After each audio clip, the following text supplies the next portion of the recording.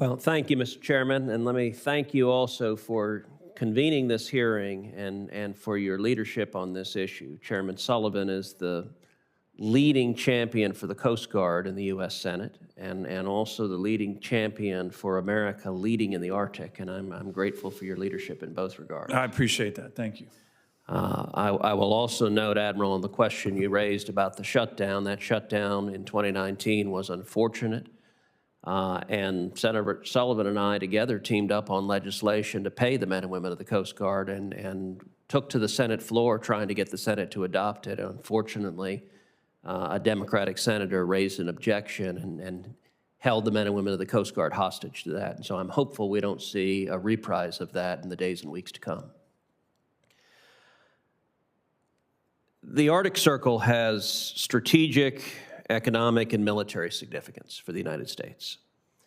And I want to thank the Coast Guard for your continued presence in the region, your leadership, working to protect America's interest. I've said for a long time that China is an adversary who would benefit from an American retreat.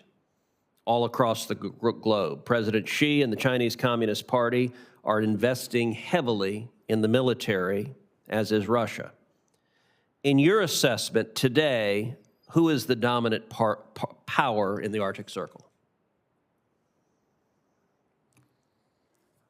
Senator, thanks for the question. From the analysis that we've done, I mean, obviously, if you look at the planet from the north down, looking down at the North Pole, and you can see the extensive shoreline that Russia has, you know that they are a force to be reckoned with there just because of geography. They've got the geography, and they've got the natural resources there. So in the near term, I think Russia is certainly the nation that we should really be paying close attention to. But we cannot ever take our eyes off the ball on China. I think that the behavior they're displaying in the polar regions, not just the Arctic, but the Antarctic, and not just the Alaska Arctic, but over by Greenland as well. They are displaying similar activity following, in my opinion, the analysis I've done, and this is all unclassed, with regards to, you know, they're following the same playbook they followed in the South China Sea and following the places they do everywhere else. They'll get a toehold, start working in the name of science, in the name of other things, and the next thing you know, they are moving forward their agenda there. That answers your question, Senator. In your assessment, what would be the effect to the United States if we were to cede control of the Arctic to the Russians and the Chinese? Well, it would be no different than ceding the Gulf of Mexico to somebody else. It's a shore of the United States. It's the approach to the United States, although it is not as accessible as the Gulf of Mexico or the Pacific coast or name your coast. But it's the same sovereignty rules and the same, we have the duty, we in the Coast Guard, and this is what we have the duty to protect it. Now, 30 years ago, when I was a young officer in the service, nobody talked about it because of the multi-year ice had not receded. But now there's access up there that didn't exist. Traffic through the Bering Straits increased, 200% in the last 4 or 5 years. It's not going to replace the Suez Canal anytime soon, but it is growing, and the access is up there. So I would say we should be planning to be able to exert our sovereignty, protect our resources, provide support for those who the access, and these are eco-tourists, these are Americans, a lot of them, are also the folks who are Alaska Natives who live and make their living up there. We need to be the same Coast Guard, I'm speaking from a Coast Guard perspective, for them as I am for any other state in our country. You said in your opening statement that state actors, as well as non-state actors, are seeking to advance their own interests in the Arctic.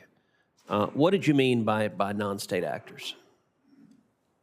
Well, the potential for IUU fishing will exist up there. That's coming. I mean, when the senator and I were in Nome summer before last, we had a NOAA. And pretend hypothetically there were a senator in the room that didn't know that particular acronym. Okay, I'm sorry. That's illegal, unregulated, and unreported fishing. That is the scourge. It literally is one of the scourges of the planet. I would say from a maritime perspective, IUU fishing, whether it's happening in the South Pacific, whether it's happening in the Bahamas, or pick a place, off the coast of Africa, off the coast of Somalia, that is one of the most widespread degradation of resources that the planet knows, and it has effects. And so what the senator and I saw last year when we were in Nome, there was a NOAA scientist there, a really bright scientist, and she explained, she drew out a map for us in the gravel of the parking lot of the harbor at Nome, and she explained to us because pollock is the most substantive American fishery. We could probably get arguments on that from other parts of the country, but it is the greatest in capacity, what happens, and that's caught in the Bering Sea. And those pollock are moving north up towards the Arctic. Now, there's a 16-year moratorium on fishing in the Arctic that pretty much everyone agrees who has the capability to fish up there, but they'll be up there. They will be up there, and they will deplete those resources just like they will anywhere else if we let them. And what resources does the Coast Guard need to combat both state and non-state actors in the Arctic? The capital assets that we are being provided right now, whether it's polar security cutters, and continue to be able to build out that fleet. Because what happens is, and that's why we call them polar security cutters and not icebreakers per se moving forward, because breaking ice is just a means to an end. The end is to get Coast Guard cutters with Coast Guardsmen on scene to a place where either people need a rescuing or they need arresting. And we do both of those.